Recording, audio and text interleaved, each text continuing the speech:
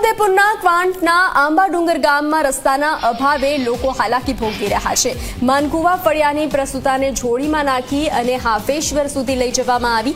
રસ્તાના અભાવે એમ્બ્યુલન્સ ન આવતા જોડીમાં લઈ જવા લોકો મજબૂર બન્યા હતા।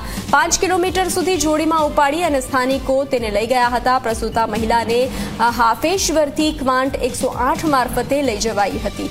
તો આ દ્રશ્યો સામે આવ્યા છે। ફરી આ દ્રશ્યો એક તરફ લોકો પરેશાન થઈ રહ્યા છે, જે રીતે છોટાઉદેપુરના ક્વાંટના આંબાડુંગરના ગામના આ દ્રશ્યો છે, જ્યાં રસ્તાના અભાવે લોકો હાલાકીનો સામનો કરી રહ્યા છે। માનુકલા ફળિયામાં પ્રસૂતાને જોડીમાં નાખી અને હાફેશ્વર સુધી લઈ જવાની ફરજ પડી હતી।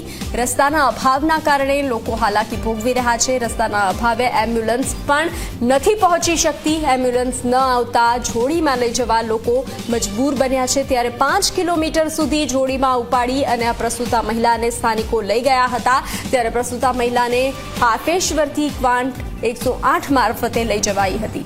તો 5 કિલોમીટર સુધી જોડીમાં ઉપાડી અને પ્રસૂતાને લઈ જવામાં આવી હતી।